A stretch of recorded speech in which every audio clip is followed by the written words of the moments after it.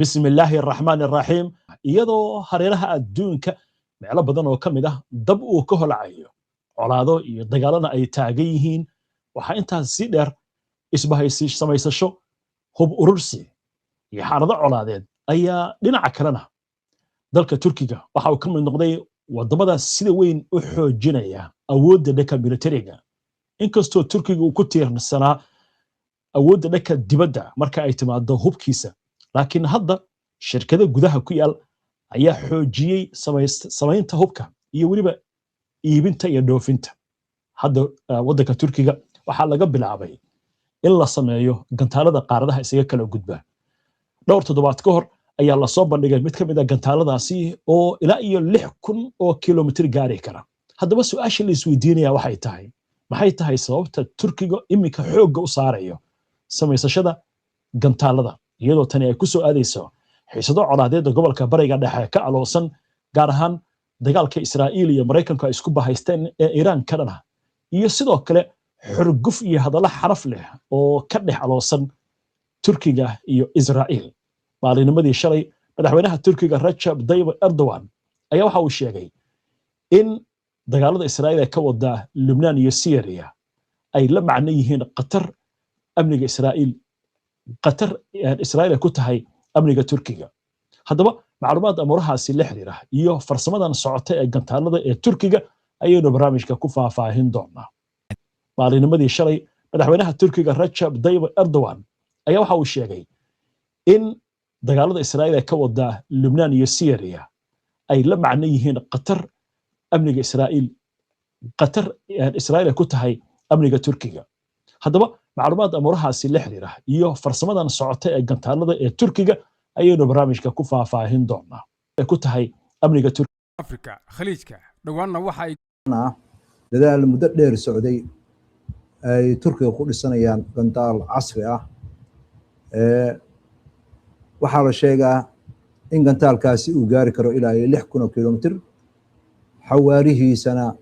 uu 25 goor guuxa ka dheereeyo gantaal u taagan baa leeyahay in Turkiga ay ka go'an tahay inay gaaraan madax bannaani military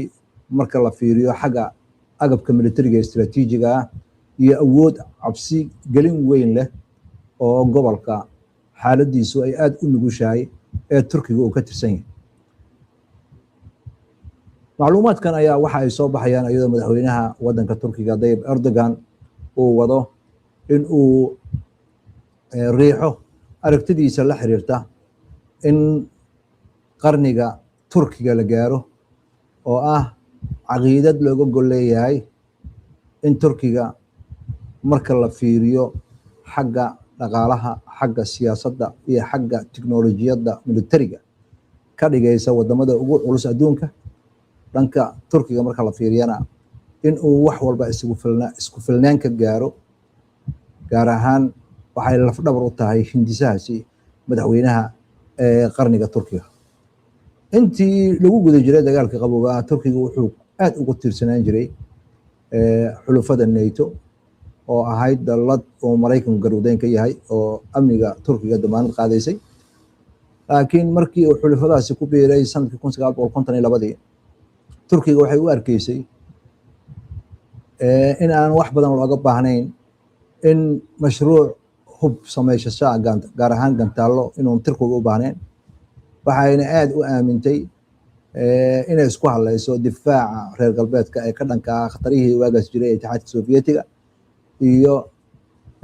gobolladii kale ee ka soo horjeeday NATO ee Warsaw ay ka mid ahayd waa gartay waayo maxamed laakiin su'aalaha la isweydiin kara waxaa ka mid noqon kara Turkiga bacdama uu ka mid yahay NATO uuna ka mid ahaa wadamadii wax ka aasaasay xisaabaadkiisa wax badan ayaa iska bedelay sababo dhowr ah ayaa jira oo tartiib soo taray 1964 warqad baa waxa soo diray madaxweynihii xilligaas Johnson oo dowladda Mareykanka ay digniin ku siinayso Turkiga haddii ay faragelin ku samayso jasiiradda Qubrus in ay Turkiga ay cawaaqib la kulmi doonaan walwalkaasi ayaa hogaamiyaasha Turkiga ku keenay isku halaynta taageerada Mareykanka inay tahay mid dhexda ka dolasha waxaana shaki weyn laga muujiyey ama shakigaas waxaa sii weyneeyey kadib markii dowladda Mareykanku ay cunaqabatayn xagga hubka kusoo rogtay Turkiga 1974 markii Turkiga uu Qubrus farageliyey. waa gartay marka arrintaasi dhacday iyo khibradihii ay ka heshay reer galbeedka miyaa xukuumadda Ankara ku dheliyay talaabooyinkan inay qaado maxay arrintaasi khibradu ka tiri dadka la fagura arrimaha gaashaandhigga ayaa waxay aaminsan yihiin jawaabtu inay haa tahay khibradii ay Turkiga ka heshay dhaqanka Mareykanka ee ku wajahnaa waddanka Turkiga ayay Turkigu waxay aamintay in madax bannaani siyaasadeed loo baahan yahay si loo yeesho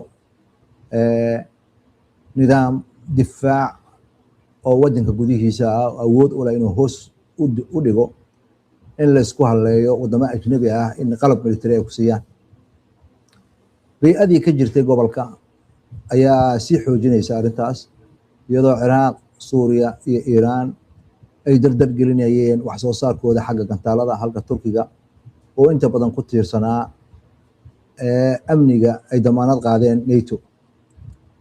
iyadoo Itixaadka Soviyeetiga uu meesha ka baxay Turkiga hadda waxa uu arkay in caqabado kale oo xagga amniga ay soo wajaheen oo ay ka mid tahay xasiloon darrada gobollada Balkaniska ka dhacay sagaashameeyadii colaadii koonfurta Caucasus-ka ka dhacday xiisadda Greega Turkiga ee muddo dheer soo jirtay iyo kacdoonkii PKK oo ah ururkii shaqaalaha ee Kurdistan ee mucaaradka noqday oo ay Turkiga argaxiso yaqaanaan. waa gartay marka sidee gantaaladu tiir muhiima ugu noqdeen xeerka cusub ee difaaca qaranka Turkiga jawaabtu u soo baxday Turkiga sanadadii sagaashameeyadii ayaa waxay ahayd dadka qorshayaasha militariga dejiya ee waddanka Turkiga ayaa u arkayay gantaalada inay yihiin qayb muhiim ah oo difaaca qaranka Turkiga qayb ka noqon kara. sanadkii 1996 Turkiga waxa uu Mareykanka ka gatay gantaalada ATACMS la yiraahdo yeeshay intii lagu guda jiray 1998 qalalaasii Suuriya ka dhacay markaasoo Turkigu ay gantaaladaasi geeyeen xuduudkooda si cadaadis ugu saaraan xukuumaddii Bashar al-Assad oo ay waddankooda ka ceeriyeen hogaamiyihii PKK Abdallah Öcalan oo markaasi Suuriya ku sugnaa. Arrintaasi waxay xoojisay aaminaadii Turkigu ay aaminsanaayeen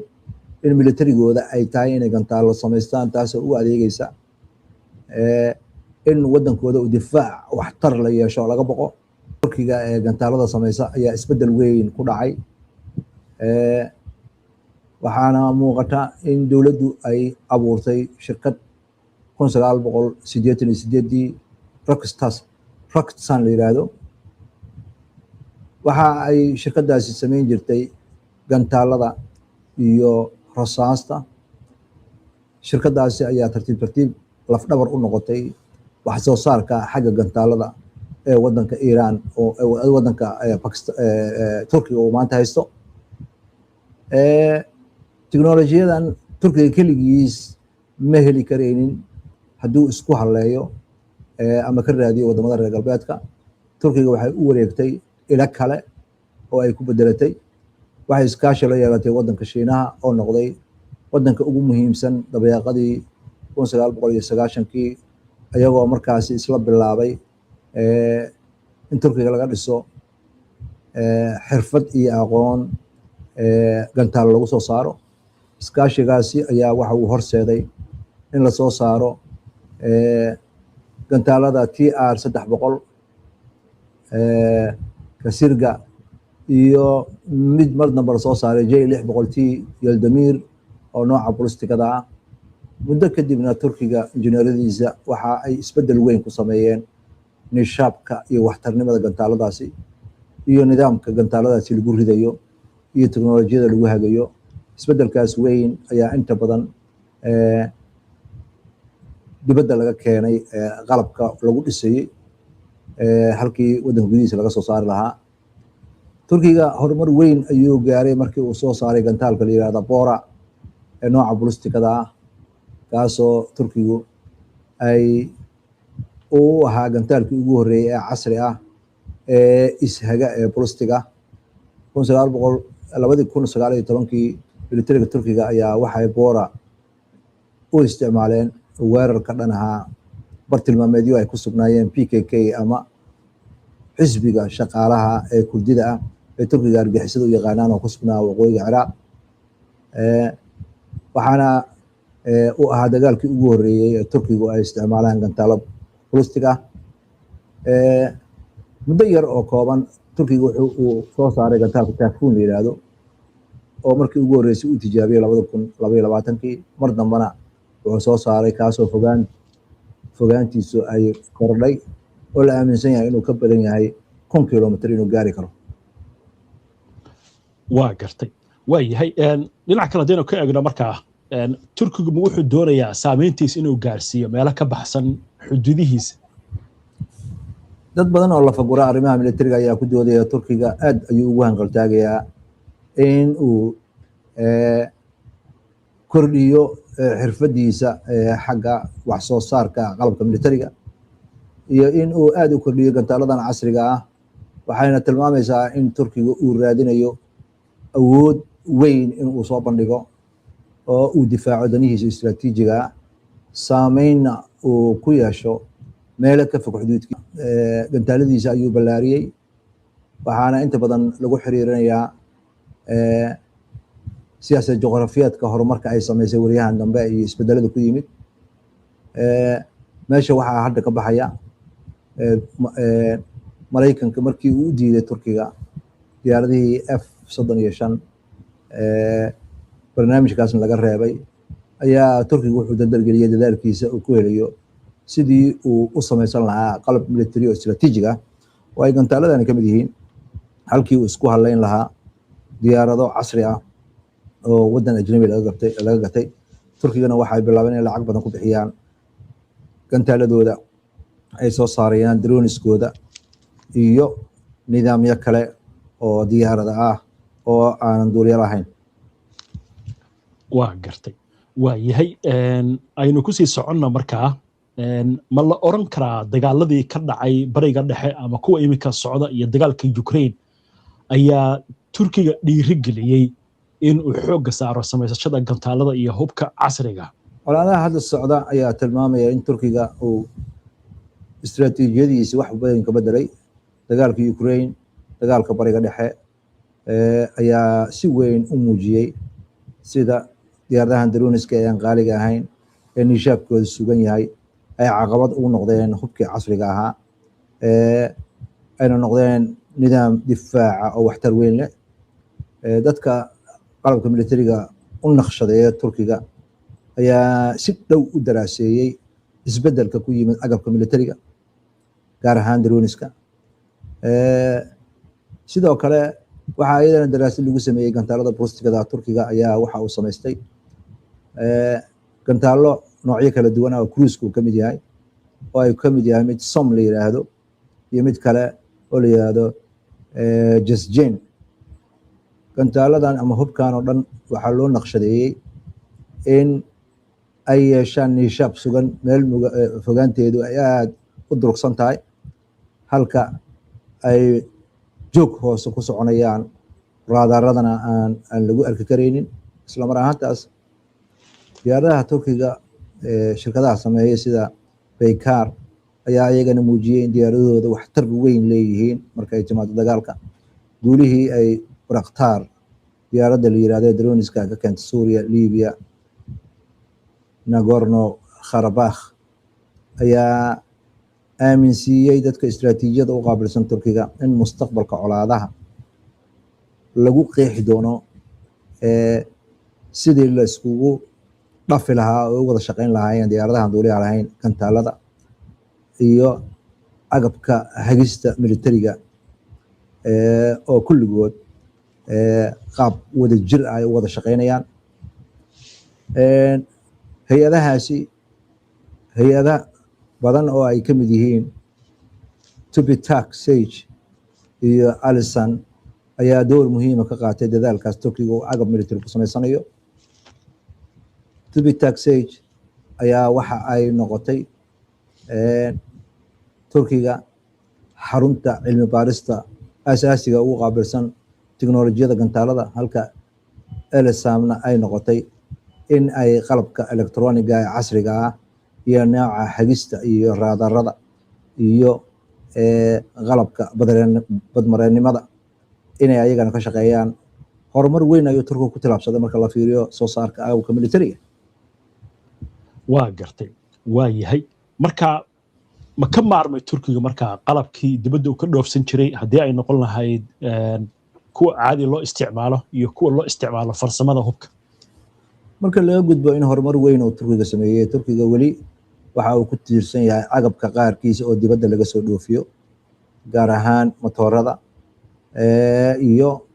agab kale oo muhiim ah oo elektroonig ay ka mid yihiin.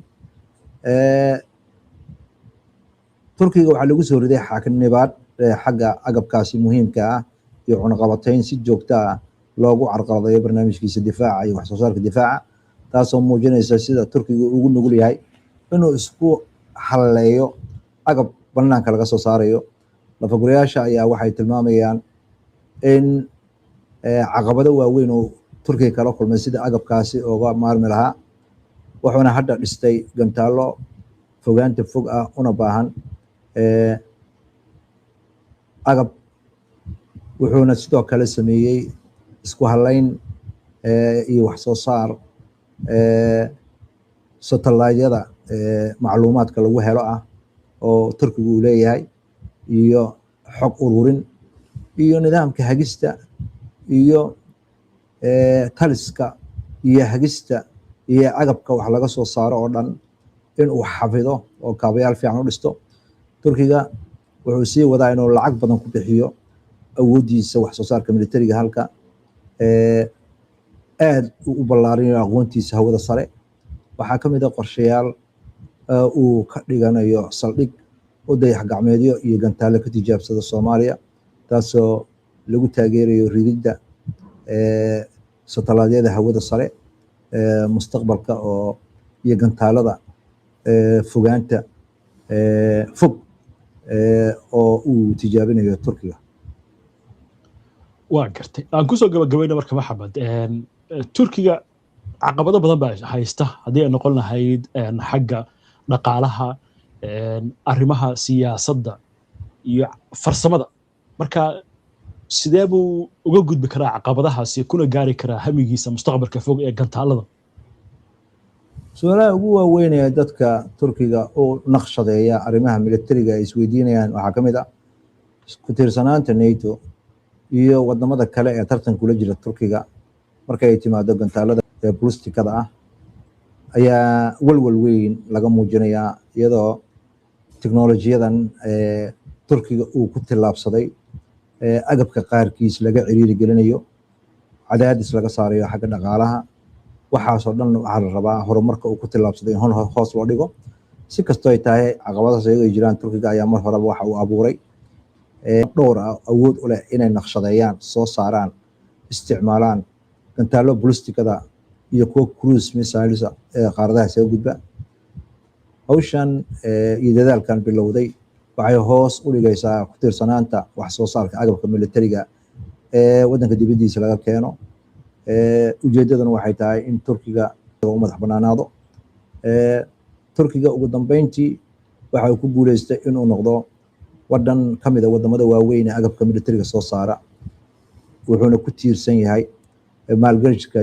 maalgashiga uu ka samaystay qalabkiisa militariga iyo caqabadaha badan ee xagga teknolojiyada ka hor yimid inuu ka gudbay. Haddana waxaad moodaa in cadaadis siyaasi juqraafiyeed fara badan uu jiro, laakiin kor u kaca Turkiga uu sameeyey maaha mid laga khaldami karo. Turkiga ayaa hadda waxaa loo arkaa in uu leeyahay mustaqbal amni oo istiraatiijiyadeed iyo agabkii lagu meel marin lahaa doorka uu Turkiga ku leeyahay caalamka hadda isbedelaya, wuxuuna Turkigu haweysanayaa inuu ka mid noqdo awoodaha waaweyn sidii uu ahaan jiray 100 sano ka hor. وهجاك محمد عاد بعض ما حسنت هاي داود يشون يبهسيهين انت ايام كسو